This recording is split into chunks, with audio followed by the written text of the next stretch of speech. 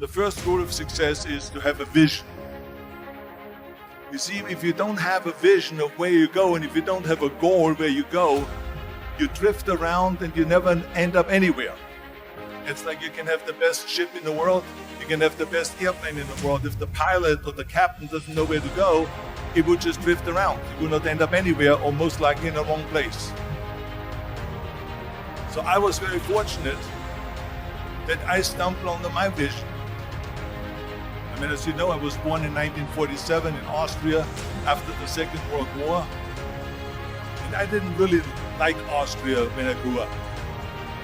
I couldn't wait to get out of there. I couldn't see myself becoming a farmer or a worker in a factory or anything like that. Even though my parents wanted me to stay there and have a normal life. My father wanted me to become a police officer like he was. My mother wanted me just to stay there and marry a girl with the name of Heidi, hopefully, and have a bunch of kids and run around like the Van Trapp family in The Sound of Music. But that was their vision, not mine. My vision was totally different. I felt that I was born for something special, for something unique, for something big. You know how great it felt that I knew where I was going?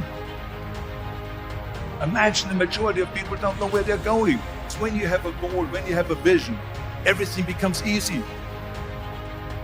Because remember that in America, for instance, when you study, you will see the percentage of people that like their jobs.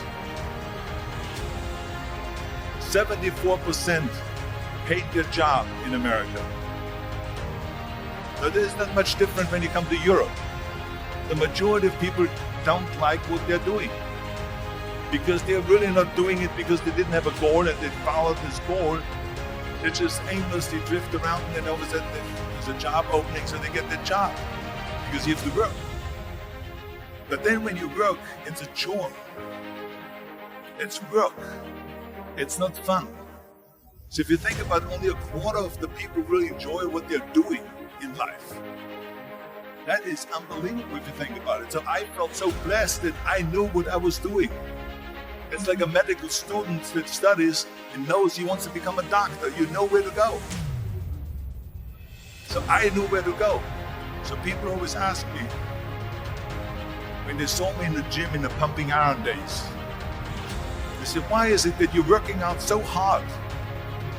5 hours a day, 6 hours a day, and you have always a smile on your face. The others are working out just as hard as you do, and they look sour in the face. Why is that? And I told people all the time, I said, because to me, I'm shooting for a goal.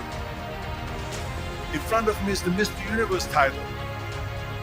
So every rep that I do gets me closer to accomplishing that goal, to make this goal, this vision turn into reality. Every single set that I do, every repetition, every weight that I lift will get me a step closer to turn this goal into reality. So I couldn't wait to do another 500-pound squat. I couldn't wait to do another 500-pound bench press. I couldn't wait to do another 2,000 reps of sit-ups. I couldn't wait for the next exercise, for the next half hour of posing and all the kind of things that you have to do to be a champion. And at the age of 20, I went to London and I won the Mr. Universe contest as the youngest Mr. Universe ever. And it was because I had a goal. So let me tell you something, visualizing your goal and going after it makes it fun. You've got to have a purpose no matter what you do in life. You've got to have a purpose.